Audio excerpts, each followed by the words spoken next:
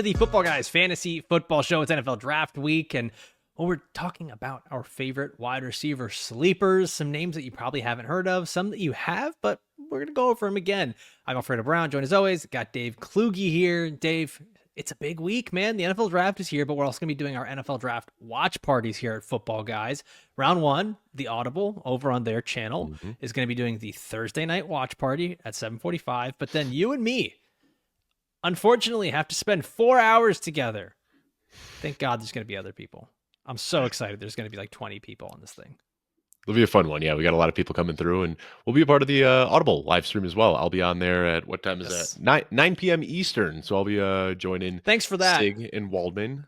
I'm going on at 9:30. I'm going after you. You couldn't have let me get the earlier time being Eastern. No, man, you need a good opener, and that's what I'm here for, to warm the crowd up for you, so you can really hit it home with your section after that. But no, that'll be a good time, and then yeah, that draft party that we're doing for day 2, a lot of people coming through there. Hutchison Brown, Matt Waldman, Jeff Bell, and Mike Cash are going to be with us the whole time.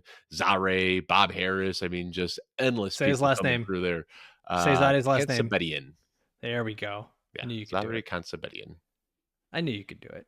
Yeah. When you only drop the first name, I'm like, he's not Beyonce. You can't do that. I can't get Omarion Hampton, but I can get Zare. Omarion. All right. Let's jump into the wide receivers here. Players that we call them sleepers for lack of a better term here, but these are probably guys that we think, I mean, heck, they could go as early as round 2, but I mean, we could even see them on day 3, Dave. So like, these are players that could go kind of anywhere. The NFL draft is crazy. Start us off with your first guy. Trey Harris is a guy I've talked about a ton this offseason, but I'm going to talk about him some more. I think he deserves to be a round 1 wide receiver, but then I see some other guys out there who I really respect saying he's more of a day 3 guy. So I've talked about him a lot. You know, the first thing that jumps out to me immediately is over 5 yards per route run last year. That is a ludicrous number. I mean, this guy had over 1,000 receiving yards in just 8 games before he got injured. I met with Matt Waldman last week, and we did a call just one-on-one, kind of doing a deep dive on Trey Harris. And the more I watch of him, the more I like him. It's kind of tough to get a read on his usage at Ole Miss, but what Matt and I did is we sat down and we looked at all of the plays where he was drawing press man coverage, and he was consistently beating them. You know, a lot of the times what we saw was them playing against zone defenses where they were scheming up these plays to get him in space, but he's going to see a lot more man coverage in the NFL. And when he was getting that man coverage, even from guys who are projected to be drafted this year, you know, future NFL players, he was consistently beating them with a little bit of patience in his route running, you know, a little bit more of a diverse release package than I think that people realize. He's got late hands. He's got good body control. And I think that there are some concerns because so little of what he did in college, or so much of what he did in college was just the same. You know, he's running verts or in breaking routes. 92% of his routes actually were verts or in breaking routes at Ole Miss last year.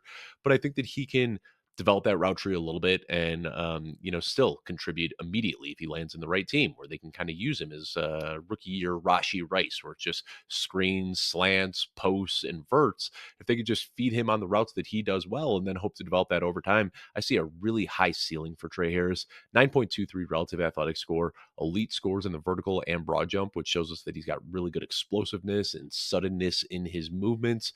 And something else that I noticed, you know, there's a lot of knock on how many of his catches were contested. You know, one of his calling cards is his ability on contested targets. And if you look through his first 3 years in college, 2021 through 2023, about 1 in every 3 of his targets was deemed contested by PFF. But last year in 2024, we saw that rate drop down to 17%. So he was separating on almost twice as many of his routes as he was earlier in his career, which tells me that he has put in the work to be a better route runner. So there's a lot to like about Trey Harris when you look at the size and the athleticism and all these things. I think there's going to be a team out there that takes a shot on Trey Harris a lot earlier than I think people expect. Like we always say, it just takes one. It just takes one team to like him. And I like the Rashi Rice comp that you gave there, because it also just reminds us that sometimes these players don't need to be used the same way they were in college. Like Rashi Rice was not a route tree guy. He was a go and get it downfield guy. And he turned into this slant and screen guy in the NFL. And that's something that I could see with Trey Harris. I wish he was a little bit better after the catch. That's what I want to see, is I want to see a guy who's better after the catch, better at breaking tackles. The limited route tree worries me because of what we've talked about is like guys don't really get that chance to develop in the NFL. For every Rashee Rice there's a Jonathan Mingo and a Laviska Shenault and a Traylon Burks, and there's all these guys out there. So the limited route tree worries me, and but we could see that, like you mentioned, the whole Rashee Rice thing. 61% of Trey Harris's targets were inside of 10 yards. This was an offense that got him the ball quick and by the line of scrimmage. So I do see that with him. There's some good body control. He's strong through contact, but I don't see a guy that makes people miss in the open field. So that's where I get worried that maybe a team's not going to use him in that role, but it's still very possible. I still lean on him being probably a late round 2 guy, maybe earlier. Like it could honestly, I think it's the value is so volatile with Trey Harris. Like we said, it just takes one guy. Like he could be late round 1. Honestly, I wouldn't be comfortable taking him until like round 3 as a prospect. But him going as early as round 1 is not out of the question this year. Yeah, I think he's just a fun player. And one other thing that I want to note here, when I was watching Trey Harris, I thought like, wow, this guy is really, really good at blocking. Like, when he's asked to block and they are running the ball at Ole Miss, I just saw him consistently locking up his defenders. And I checked last year, PFF, they had 534 non-offensive line players that logged 100 plus run blocking snaps last year. That was a mouthful. But out of those 534 players, Trey Harris ranked 8th in PFF's run blocking grade. So that's also something that's going to get him on the field immediately. And again, we see different things when we're watching the games. I do see somebody who is pretty good after the catch. So I see a team like the Los Angeles Rams. They just went out and they got Devontae Adams and they've got him paired up alongside Cooper Kupp. But I see Trey Harris with his You mean Puka abilities Nacua? or yeah, sorry, with Puka Nacua, yeah. But I see Trey Harris. I mean, he is just perfect for a McVay style offense where he can contribute in the run game and then also make some plays after the catch and doesn't need to run every route in the book. So I think that there's a lot of good landing spots where you can get some immediate production for him. And then the hopes, of course, is that he can blossom into this wide receiver one that can do it all. I'm starting to see that you have a type. I'm starting to see that I'm not into that type, but that's okay. That's okay. All right, I'm going to give you my next wide receiver on here. And this is my baby boy, Besh. Jack Besh, the wide receiver out of TCU, who I have just really, really enjoyed watching every bit of film for him. He's my wide receiver 6 in this class. And I know most people probably have him a little bit lower, probably closer to like wide receiver 8 or 9. Dave, it's such an interesting stat when it comes to Jack Besh, and I think this blows a lot of people's minds when they hear it. But he actually led LSU in receptions as a true freshman, and on that team was Malik Neighbors, Brian Thomas, Kayshon Boutte, and Trey Palmer. Now, not all of those guys were stars, but 2 of them became 2 of the best wide receivers in the NFL. And so for Jack Besh to have been doing that as a true freshman, then you have this team that they want to convert him to tight end because they're like, hey, man, you're pretty thickly built. You're already 6'1", 214. Like, let's get you to like 230 and have you be a move tight end for us. And he's like, no, I don't want to do that. So he had played over 7. He ends up playing over 70% of his snaps out wide. So he can work on the outside. He might be better in the slot, but he's one of these guys that I see as a player who plays excellent through contact, does a lot of great work in the intermediate area of the field, and especially downfield. 15, 20 yards downfield is actually where he wins a ton. A large percentage of his catches come downfield. And I comped him, Dave. I know this is dangerous to say, but I comped him to Puka Nacua. The other guy I comped him to is Chris Godwin as well, where I think they can kind of do a little bit of everything. To me, he's got the best hands in the class. And I know that's a big statement to say, but Jack Besh has the best hands in the class. Dropped 1 pass on 96 targets. Watched him at the Senior Bowl. Watched him through practice. Watched him through the game. He's just a fantastic wide receiver. And I think he's going to get underrated by a lot of people. So I see him as a guy I genuinely believe he could go early second round. I think as high as 36 to the Jaguars, the Patriots at 38. He's going to be one of these reliable targets for a quarterback that needs some extra wide receiver help.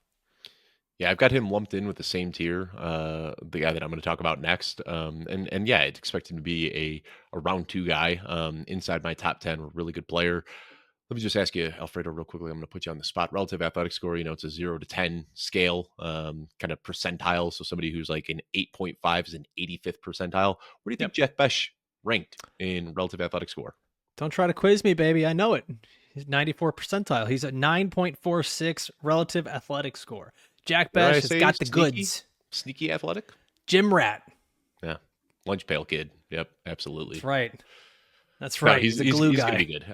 I do like Jack Besh quite a bit, and I think that a lot of the guys, well, not a lot of the guys, but the next guy that I'm going to talk about, Trey Harris, Jack Besh. It wouldn't surprise me if we see something similar to what we saw last year, where there was kind of that cluster in the late first, early second round, where we just saw a run of wide receivers going off the board. Wouldn't surprise me if we see something similar this year, and Jack Besh could absolutely sneak into that. Yeah, man. I'm a Besh boy here. I'm really into Jack Besh. I think he's going to be a fantastic weapon at the next level. Let's go to the next one on here, Dave. We've got two. We've got four more left to go here. Your next player has been a riser in this pre-draft process, and deservedly so. He's been one of my favorites. I'm a little annoyed that you took him, but go ahead, talk to us about Jaylen Null. And as much as I'd like to say he's a riser, I was really high on this guy It's early been on in there. the process, and I haven't really been able to move him up too much because as soon as I saw him, and I know you've said it, where you had to check the playback speed when you were watching Jalen Noel because of how quickly he moves on the field. Yeah, And I mean, he just has play speed that it is impossible to ignore. I mean, he is super twitched up, 9.75 relative athletic score.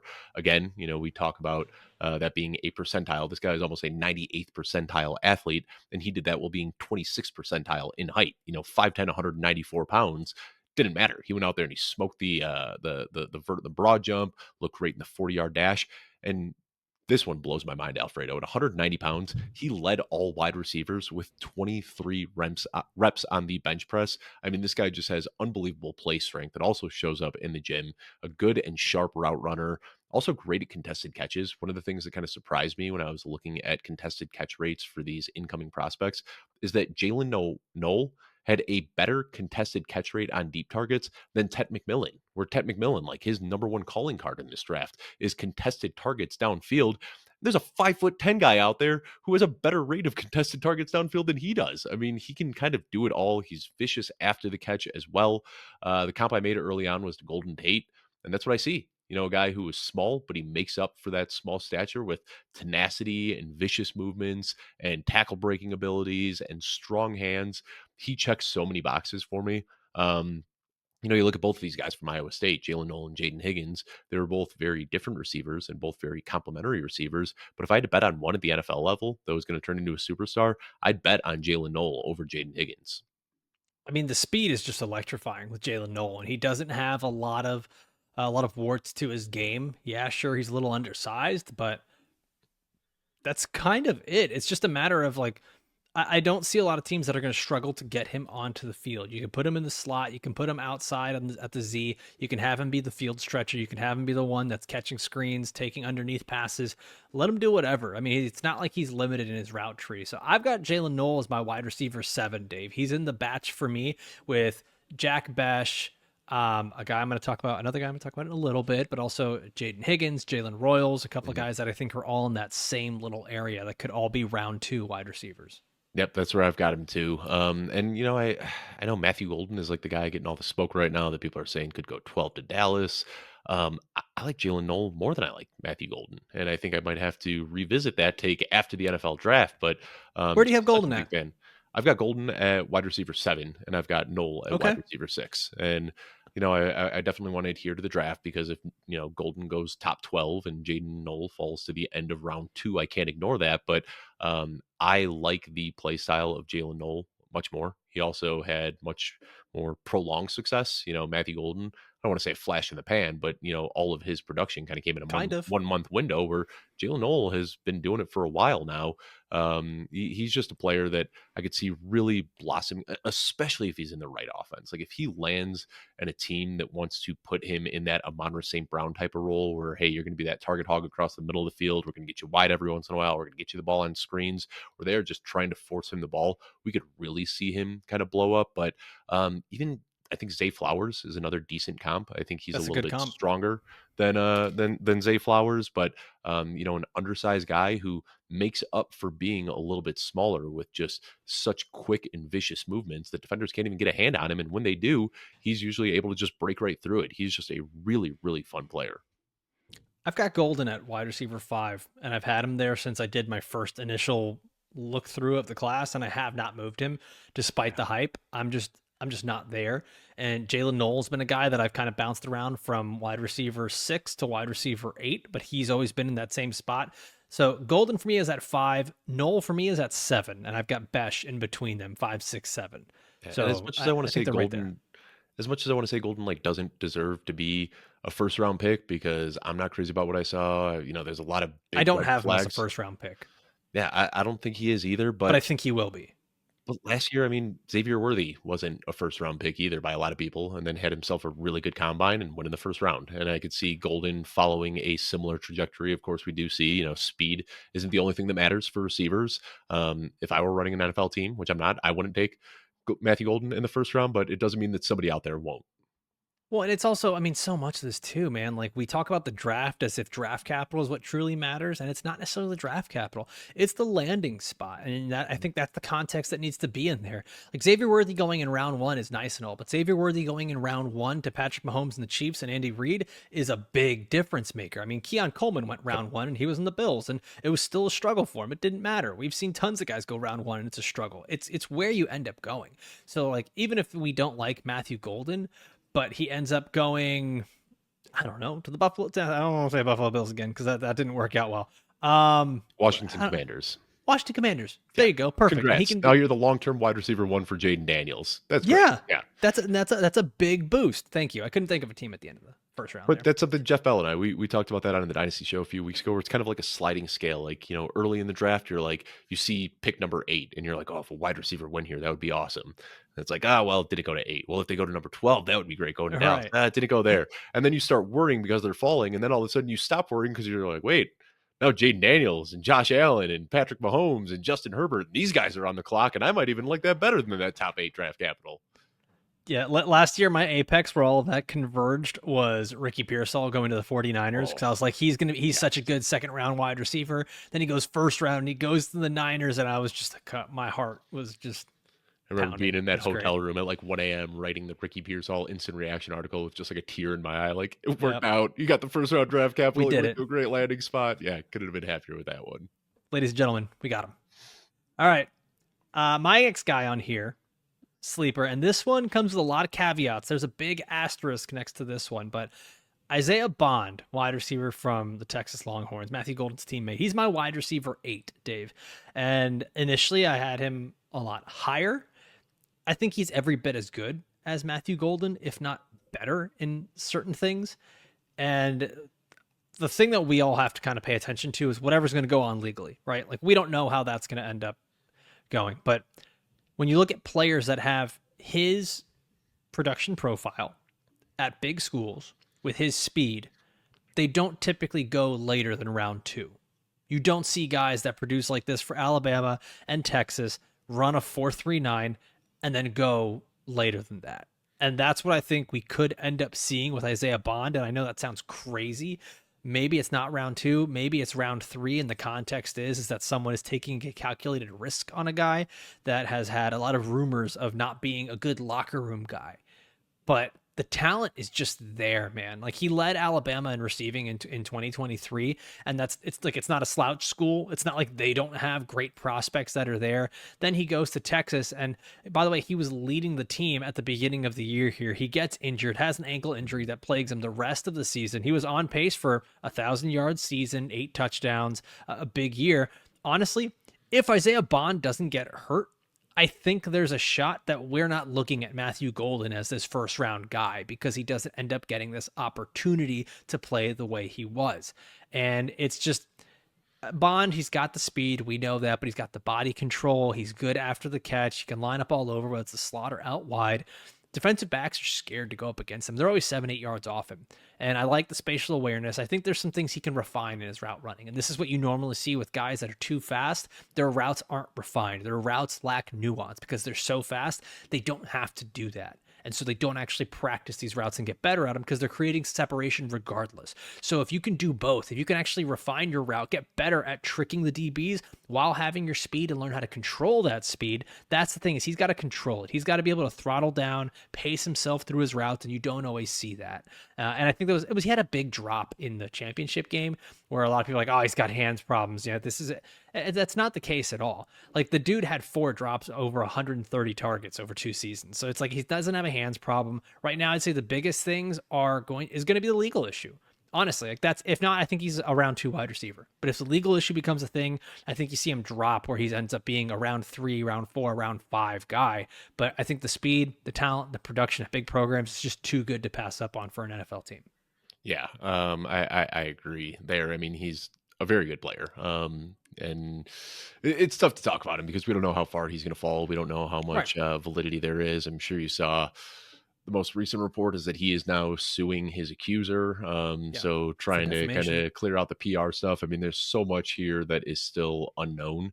But yeah, I mean, the explosiveness, the suddenness, the quickness, it's all there, and it's very obvious. And I think that if he lands with a team that plans to use him, I mean, the big play upside is through the roof for Isaiah Bond.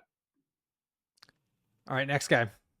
Dave, talk to us about Tory Horton from Colorado Yeah, State. I definitely took the cream off the top with the first couple of guys that we talked about here. Trey Harris and Jaylen Null, talking about sleepers that might sneak into round one. I wanted to go a little bit deeper with this one. Tory Horton is a guy that I've liked for a long time. Living in Fort Collins for a handful of years. Tory Horton was a favorite there for the CSU kids.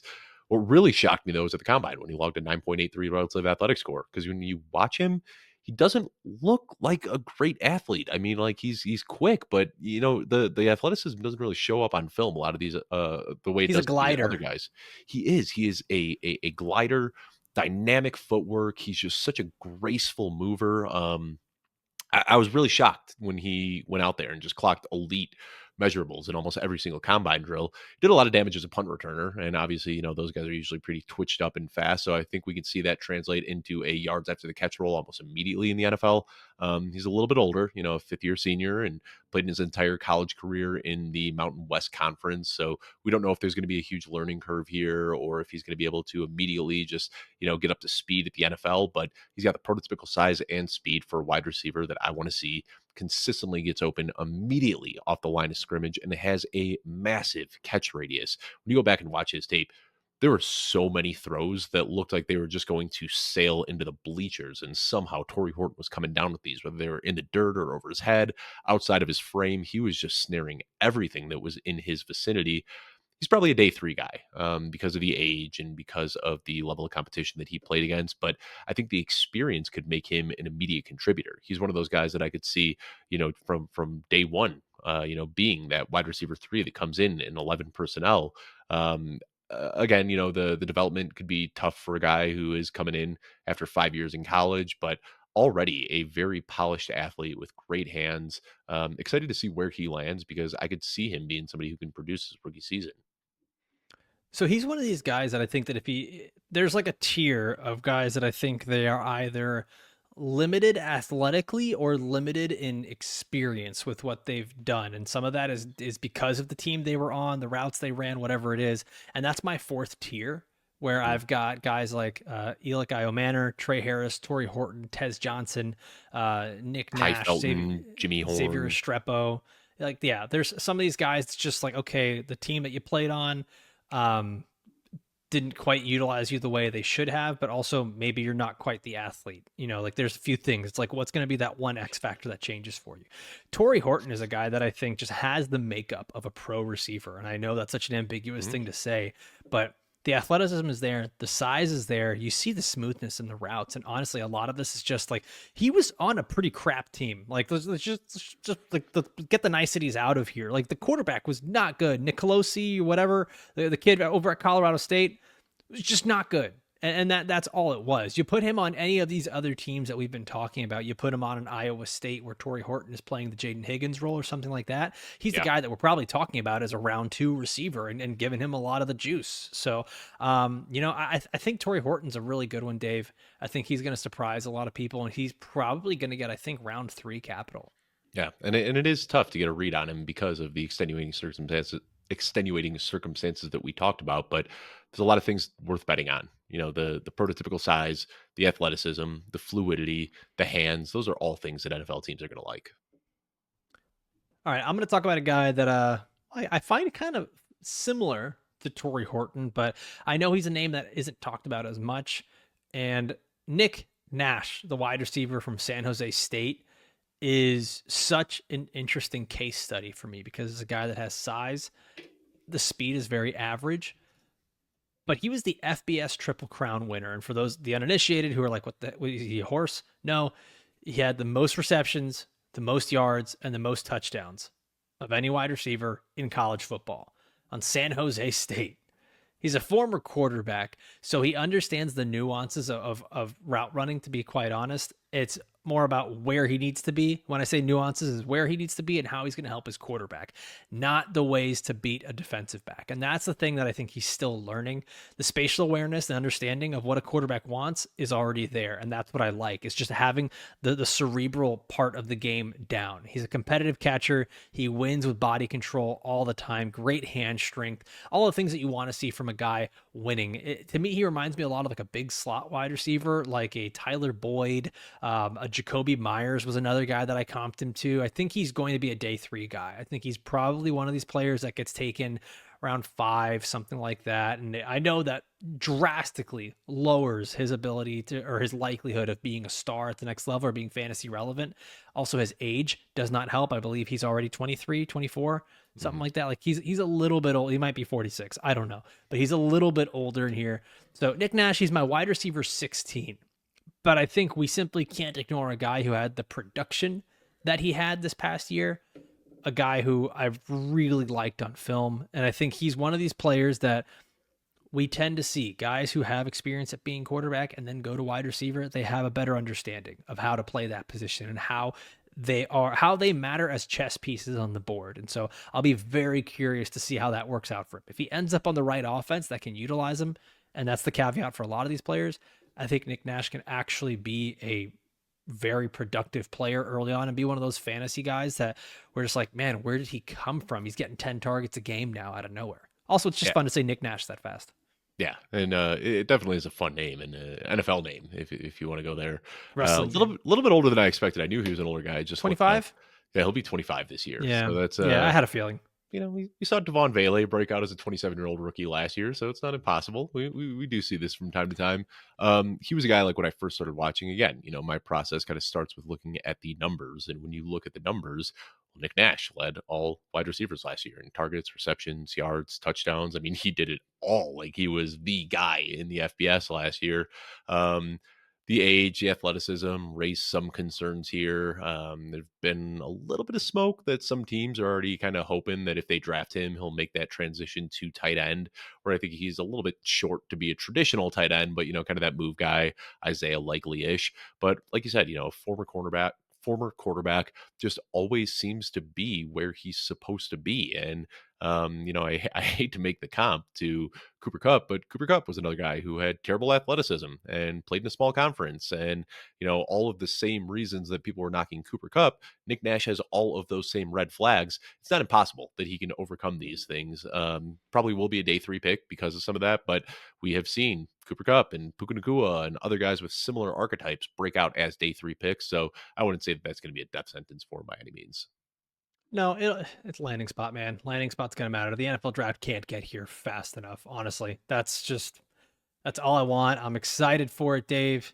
I hope everyone else is excited for it because we've got our football guys NFL draft watch parties happening on day 1, round 1 over on the Audible YouTube channel. You're going to have Sigmund Bloom, Matt Waldman, and just a cavalcade of guests. That's a fun word to say. Cavalcade. I've heard it both ways. I don't know. It's kind of like Omarion. I don't remember.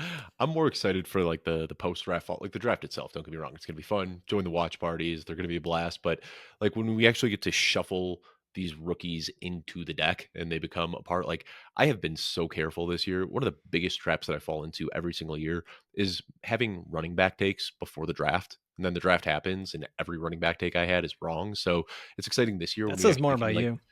Well, it's so hard to just prognosticate about what's going to happen when we don't know. And now with 30 to 35 running backs about to get drafted, plus UDFAs coming in as well, then we start to get a clearer picture about how some of these teams feel about their players. Like right now, like Jordan Mason is a perfect example where everybody says like Jordan Mason, got to get him. RB2 in Minnesota. Aaron Jones is going to miss time. Sure, that's how it looks right now, but what if the Vikings go out and spend a round 2 pick on a running back? Then all of a sudden Jordan Mason is off the radar in fantasy. So I've been very careful about not making any veteran running back takes, but next week takes are going to be flying. So get ready. Oh man, there you go, everybody. Get excited. The takes are going to be flying post NFL draft. Also, Dave, come on, man. You got to let me sell the watch party a little bit better. You It'll be got to fun. be excited for the actual draft event itself, rounds 2 and 3. Of You and course. I Yeah. and Jeff Bell and Mike Kashuba, it's fun to say as well. We're all going to be on the broadcast together. We're going to have, Dave, how many guests is it now? 16 guests? Something like that. I think it'll be like 20 people total. It's Let- just actually, crazy. let me sell this day 2. Let's watch go. party Do first. it right now. I think day 2 is going to be more important for fantasy football this year than day That's 1. right. Day That's 1, right. Preach. we know where Cam Ward's going, and sure, I think even if you look at the other quarterbacks, Shador Sanders probably isn't going to be an immediate starter. Jalen Milroe, Jackson Dart, probably not immediate starters. Yeah, we want to know where Ashton Jinty's going, but Ashton Jinty, he's getting drafted in the Raiders. first round of your fantasy draft, regardless of where he lands. Omarion Hampton and Travion Henderson, we want to see where they go as well. 2 wide receivers and a couple of tight ends might sneak into round 1, but day 2, when we're doing that watch party, rounds 2, rounds 3, that's when we're going to see a ton of wide receivers going off the board. We're going to see a ton of running backs go off the board, and we'll start to see some of these tight ends that we've talked about. How does the NFL feel about Luke Lachey and Gunnar Helm and Terrence Ferguson? We'll get those answers on day 2, so definitely check it out. I don't think I'm overselling it when I say that I think day 2 is going to be more important for fantasy this year than day 1. Thank you. That's what I needed the people to hear. Yeah. That's what So I tune wanted in. everyone to hear. Friday. Join us. 6:45 We're going to be PM. live. Dave, I'm thinking of just bringing a couch into my office here. I don't want to sit on this office chair the whole time. I'm going to bring some sort of couch or some comfy chair, relaxed, go full Roger Goodell in pajama pants, a big jar of peanut M&Ms, and just house a 2-liter of something. And I'll be going Bill Belichick. I'm just going to go Leave for your dog in front of the potty laptop. break and just leave my dog right in front of the camera. Yeah. All right, well, guys, NFL Draft is here. Hope you guys enjoyed this episode. We're going to be back again for the nights 1 and 2 of the NFL Draft here live on the YouTube channel. And then afterwards, we're going to be dropping our rookie rankings and putting all these players on the board where we see them for Dynasty and for fantasy football. So be ready for that. As always, just want to thank you guys for watching or listening all the way through. For myself, for Dave Kluge, we'll see you next time. Adios.